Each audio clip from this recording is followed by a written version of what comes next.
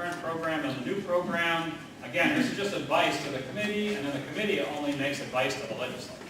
Ultimately, it's up to the legislature to decide how this money is going to be redirected. The fact that they have a February 15, 2012 date suggests to me that the legislature is going to try to pass something in 2012 so that there's a heads up as far as what the formula might be.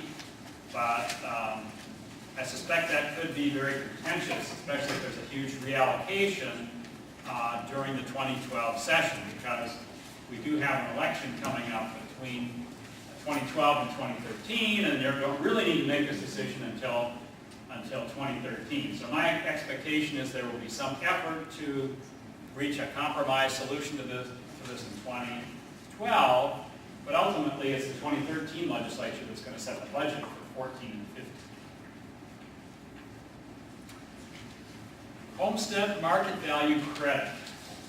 I'm not sure if this is on all of your radar yet. There's a change made in the tax bill that eliminates the homestead market value credit effective for taxes payable in 2012. That's this year.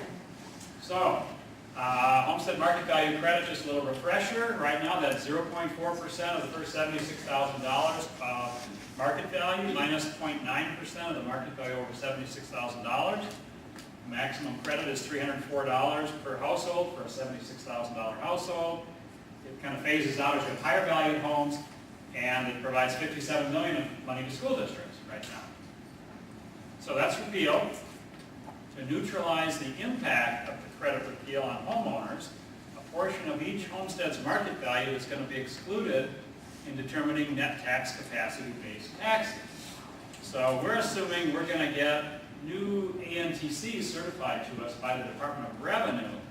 They're going to back out that value, and the way that we back out value is we take off 40% of the value for homes valued under $76,000, and then that kind of scales down. We take off, take $30,400 minus 9% of the value over $76,000.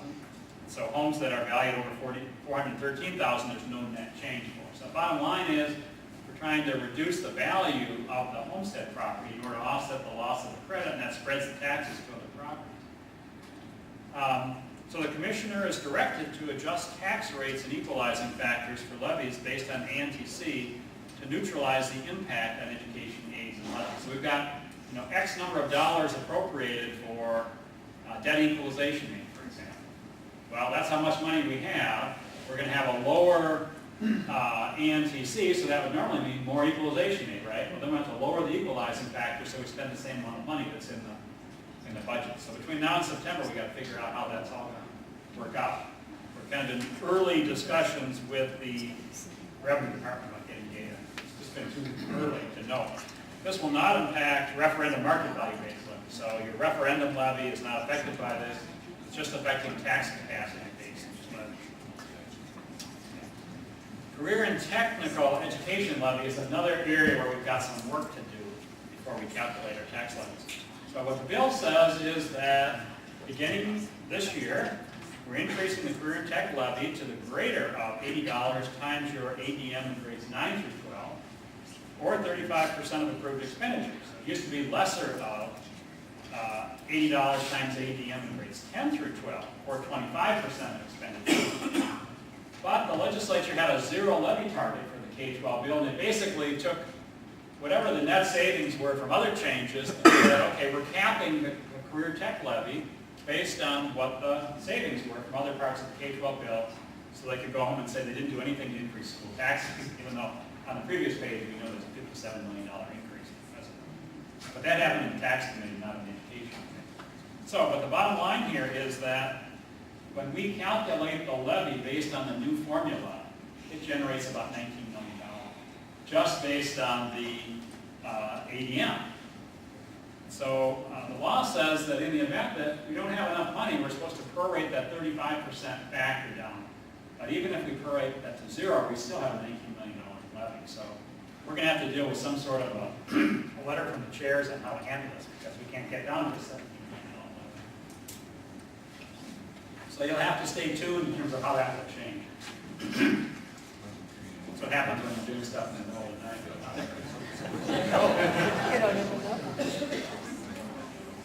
charter school funding. Charter school lease aid is eliminated beginning in 2013. Charter school startup aid is repealed beginning in 2013. Schools that opened in 2011 will receive their second year of aid. Charter schools that opened in 2012 will not get any startup aid.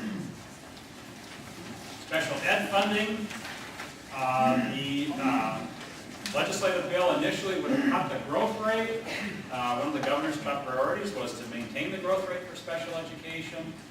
So special education ended up being funded at the current law level, which is a 4.6% increase in the total state funding in fiscal year, each year, 2012 and 2013 and ongoing, and 2% on excess cost aid. They also have language that declares that a school district is not required to provide educational services to a student who is not a resident of Minnesota without an individualized education program or a tuition agreement, or students that are placed in residential facilities. So the bottom line is you're not required to take a kid who's been placed in a residential facility in your district if they're not a special education student and they haven't got a tuition agreement with you. Clarifies that the commissioner is authorized to designate the resident district if there's a dispute between two Minnesota districts on residency.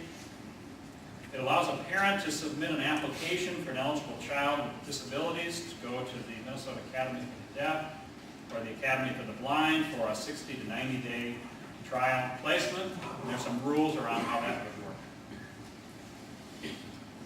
There are some clarifications in the third-party billing language. I'm not going to go into details on it, but you may want to look at that if that's of interest to you. With regard to facilities and technology funding, the language we've been doing with MASBO actually for the last 2 years on health and safety was changed. So there'll be some simplification of health and safety and some clarification as to what's allowable. The capital project referendum ballot language for renewals with no change in the tax rate was changed to indicate that you can say voting yes is simply renewing an existing levy. So it's similar to what we have for renewal of regular referendums. There's some complications to that we still have to work out because of the change in adjusted net tax capacity. So we presume that we'll be adjusting tax rates for the existing ones to adjust for the change in the tax capacities. The statute that allows us to do that says we adjust based on statewide averages, and that would make a lot more sense to adjust those based on the individual district ratio rather than the statewide average, but we need to work that out with legislative staff as we clarify this. Also authorizes a building lease levy for members of ties, which is set at $632,000 for taxes payable in 2012. The original language said that was an ongoing levy for 20 years, I think. And because the legislature was trying to hit a zero levy target in 2013, they didn't have enough money to do it. So it becomes a one-year authority. And then they can go back to the legislature and ask for money the second year. So they may or may not be able to use it the first year. Another casualty of the system we've been operating in. Then we have WISETA. They've got their ability to enter the Alternative Facilities Revenue Program beginning in page 12. With the understanding that they weren't going to jack up the levy, or what it would have been otherwise, at least in the short term. Authorizes a district that received a capital loan before January 1st, 1997 to repay the full outstanding principal and have the loan paid off if they do it before July 1, 2012. Bottom line is they get to avoid paying the interest. State gets the benefit of getting all that principal in and helps us balance our budget and pays for part of our funding this biennium. There's a provision in the libraries that eliminates the maintenance of effort provision for certain districts. Community education article allows a school board with fewer than 6,000 residents instead of 2,000 residents to identify a person with a valid superintendent's license to serve as community education director.